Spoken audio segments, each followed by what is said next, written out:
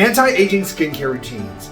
Dime a dozen, so many products, how to know which ones to use. I would know, I test tons of them. But today I'm going to be giving you my current morning anti-aging routine that you all have been asking for, with a mix of my favorites that I always use no matter what, and some new products that I've been testing out. All in today's video. All right, hey everybody, welcome back. I am fresh out of the shower, so I get this wet hair out of my face. I've been trying to start this video for 15 minutes. First, it was, believe it or not, a fire engine that got stuck at the light.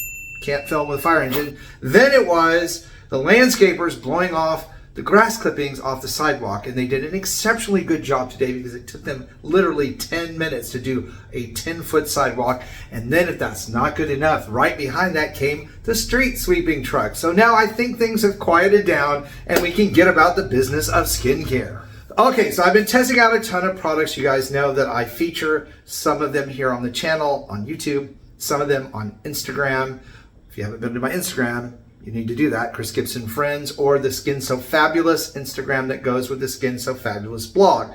So if you haven't done any of those things, check for those links down below in the video description box, because there are things that go on the blog and on Instagram that don't go on YouTube. But first and foremost in my morning routine, of course, is cleansing step. Now I have oily skin, so cleansing every morning is pretty much a necessary item for me, unless we're in the wintertime months here, even in Florida where it dries out. And then I may not do a soap cleanser, I may just do a warm water and washcloth steaming step. But it's summer, it's hot, I get sweaty and oily, so yeah, morning cleansing always happens for me during these months for sure. Now, I'm going to mention here, even though I'm not going to wash my face in this particular video, if you need to know what type of face wash is best for you, generally speaking, it is clear, foaming, clarifying face washes for oily skin and acne-prone skin types, and it is creamy, hydrating cleansers for everybody else, normal to dry skin.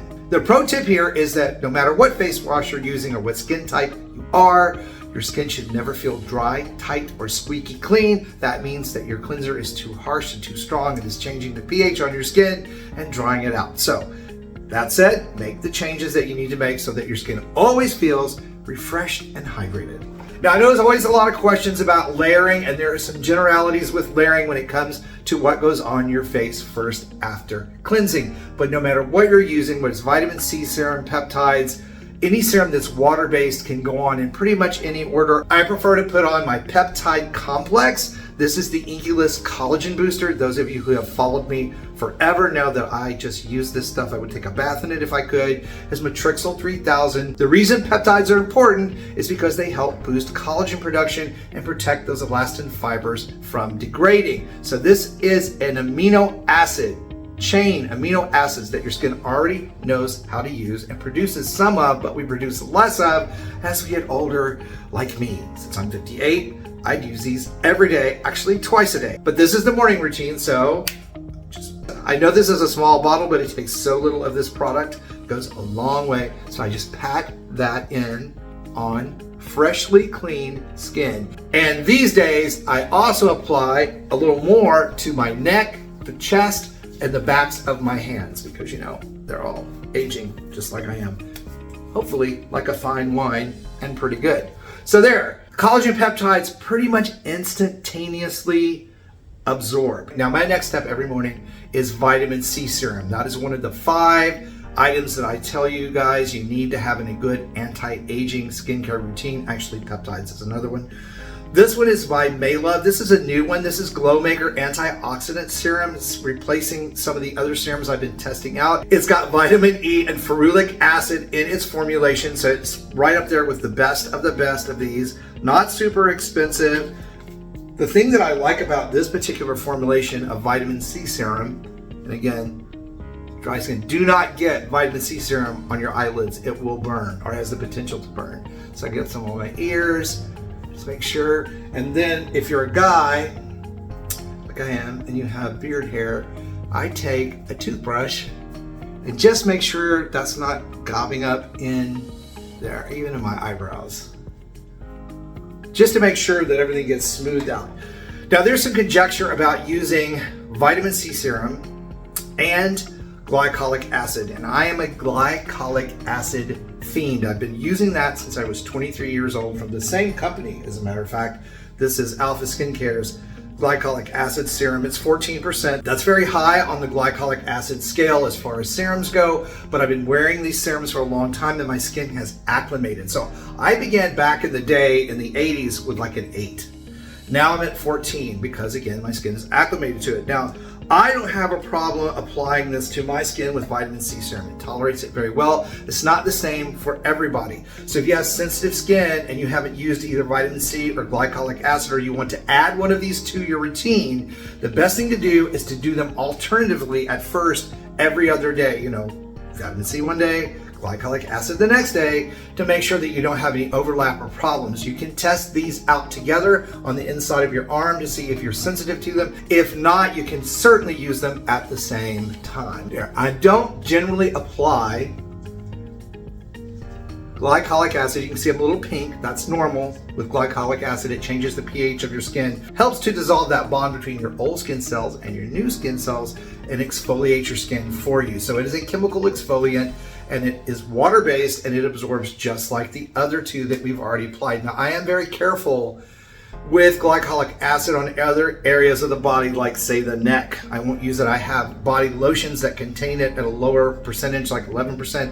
The neck area can be very sensitive. When you start using things like retinol and glycolic acid in the neck area, you can get redness, itchiness, even dermatitis. So you gotta kind of be careful with that. But again, water-based, all gone on, all absorbed just in a matter of a few minutes. Then in the routines that I teach you guys about, if you have any discoloration, hyperpigmentation, or say age spots. Now, vitamin C is going to help with that, so is glycolic acid, but there are acids that are specifically designed that target melanin in the upper layers of your skin to help disperse those and fade them. And because I have a few little spots right here on each side of my face, a little bit hard to see me close, you can kind of see them, and an old cigarette burn injury. No, I didn't smoke. Someone put a cigarette out in my face back when I was a smart-ass teenager.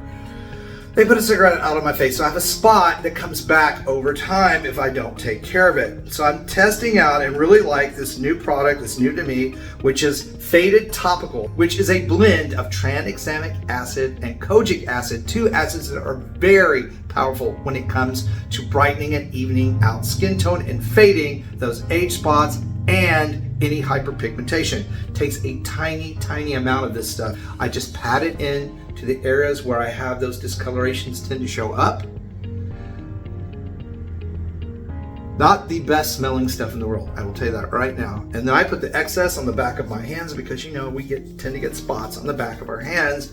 So that absorbs pretty quickly. Now, I suggest you use this product after the water-based serums because it does have a texture to it, sort of an oiliness. It does finally absorb into the skin, but because of that, it might block the absorption of the other products. And believe me, tranexamic and kojic acid, way strong enough to penetrate through any water-based serum that you have on in front of it. Then I do something that is particularly unique to me, I think, in my skincare routine, and that is I spray my face with rose water. This is Mario Badescu's skincare facial spray with rose and aloe. It's really light. I just spritz a little on here. You're gonna see why in just a minute, just enough to dampen my face before I apply my hyaluronic acid moisturizer. Now, this is Neutrogena's Hydro Boost for extra dry skin. It is one of my favorite products on the market. It's a water gel cream made with glycerin, water, and hyaluronic acid, and a little dimethicone, which helps cap this product onto your skin, meaning that it's not going to pull moisture from your skin outward. It's going to pull moisture from the air and from the product itself into your skin. So it takes very little of this product as well. Let's set that down, and I just pat that in over that extra moisture that I have just applied to my skin, because skin over 50, skin over 35 even, is moisture starved and really needs that additional boost throughout the day to keep skin hydrated. And again, with the toothbrush, just to make sure I don't have any gunk in my beard line and my mustache. I want to make sure that you don't let stuff build up if you're a guy, or in the hairline. It's always really important to protect that, because all of that built up onto your skin can block pores and cause breakouts. Not when it's normally applied to your skin, but when it's all gobbed up in the hairline and the hair follicles. Not a good thing. And what comes next? Well, of course, it's sunscreen, and I've been testing out Versed's Guards Up Mineral Sunscreen. Now, I love this stuff. It has a slight tint to it. I'm going to show you guys. Hold on, let me get out of here. Again, a little bit of this goes a long way, but I want to show you on the back of my hand. And apply it here. I am going to apply it to my face, obviously, and anywhere exposed. But I just want to show you that applying this sunscreen does not change the natural color of your skin. As you can see, they're still the same color, even though this is a reflective mineral sunscreen. So no more that white cast, greasy feeling. It absorbs completely. This is really a really good product. And so, of course, there's always the question, Chris, how much do I need to apply? As much as it takes to get good coverage. That's different for everybody because we're all different sizes and shapes. But basically, a dime to a nickel size should be enough to do the neck, the ears, the back of the neck, and the face. And that's what I'm going to do right now. I'm just going to apply that.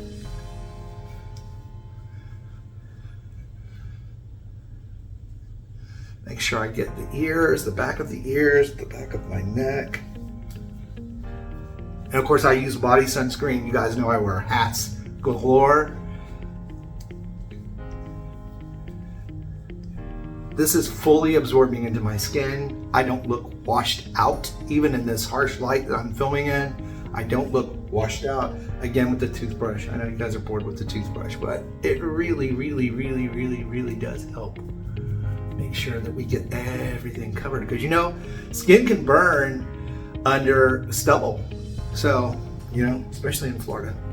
All right, so that is my current everyday, every morning anti-aging skincare routine that I'm using for myself. That sans testing any special products or spot treaters or any of that sort of thing. This is what I'm using. These are my favorite products mixed in with some of the newer ones that I'm testing out for future videos. So you guys be sure you're consistent in your skincare, and please God, be sure you're using sunscreen to protect your skin, because if you don't do that, none of the steps we take on any of the videos that I give you are gonna make a difference in the long run, because the sun is going to ruin and age your skin. Sorry, that's just the truth. And for more ways on how to roll back the clock on your skin, be sure to check out this video that's coming up next. Thank you guys for spending time with me today. Love you all, stay beautiful, and I will see you over on that next video.